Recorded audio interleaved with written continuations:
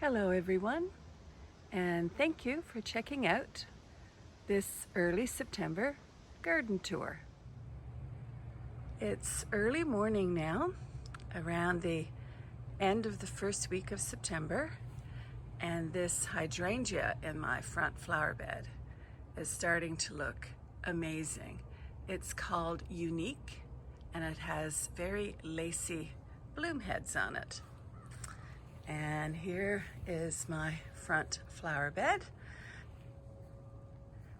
And I also have some of the perennial sunflowers here and the yellow. I pull out a lot of these every year because you have to be very careful or they will take over your entire garden. But this phlox is the most well-behaved and gorgeous flower that anyone could have. I wish I knew the exact cultivar, but I don't know that, I'm sorry. But it is just glorious. Little hints of white on very dark, deep pink flowers, and it blooms for weeks. And it gets a little bigger every year, but it doesn't spread aggressively at all. It is incredible. The Shasta daisies are getting few and far between now because I've been deadheading them. But behind here, we have some echinacea that are now blooming well. And this is my favorite cosmos. This one is called Snow Puff, and it's a double click variety, and that one is starting to look amazing. And behind it, there are more of the hydrangea flowers, which are so pretty. And I even have a couple of buds. There's one on my cafe au lait dahlia that I planted. I planted two of those in here, but boy, are they going to be late bloomers. Hopefully they will actually bloom before the frost hits. You can see my window box there in the background. And you can see the sincerity dahlias with the creeping Jenny in the container there, and those are doing fantastic. Those I highly recommend. They've been in bloom for, oh my, at least 6 weeks, maybe 2 months. So they're early bloomers, but the cafe au lait I've been waiting for. But I have my fingers crossed that I will see it in bloom. And as you can see, my front flower garden this time of year is mostly pink and white. And here is a different angle of the echinacea and the cosmos and the phlox and the hydrangea with the sun shining directly down on it.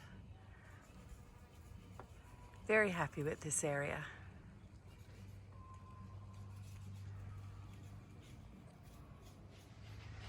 One thing that surprises me every year is how well this Lobelia does that I have planted here right next to this little June hosta.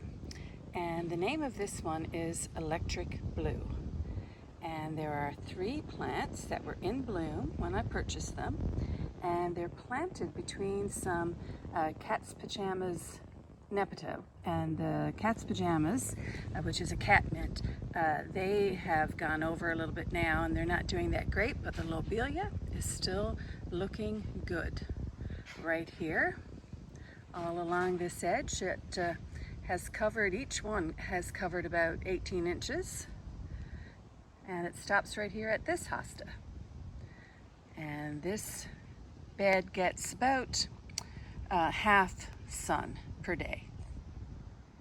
And over here on the opposite side, in front of my gazebo, is a single plant that I snuck in of this electric blue Lobelia.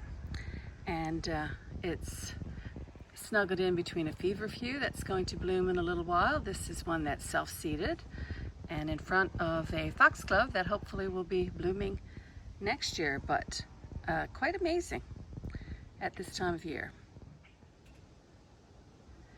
On this seat of this swing that's on my back deck is my favorite place to sit. And next to it right now are these amazing coleus in September.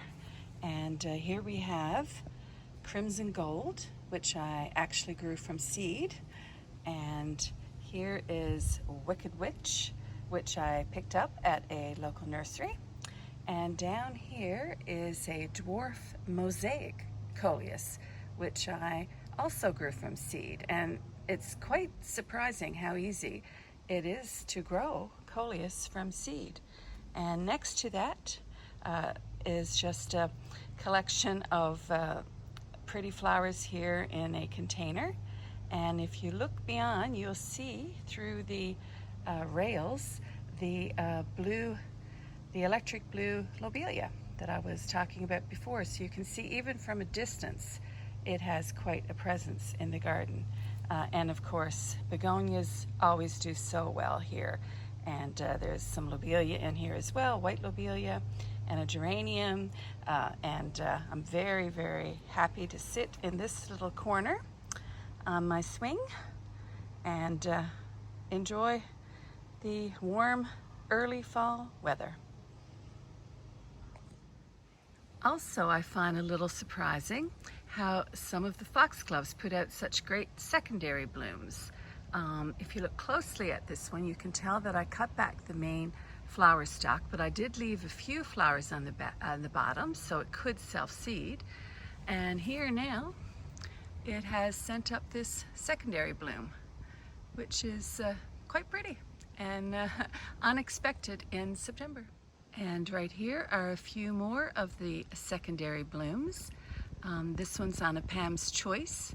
Again, I cut back the main flower stalk, leaving just a few flowers on the bottom so they could go to seed.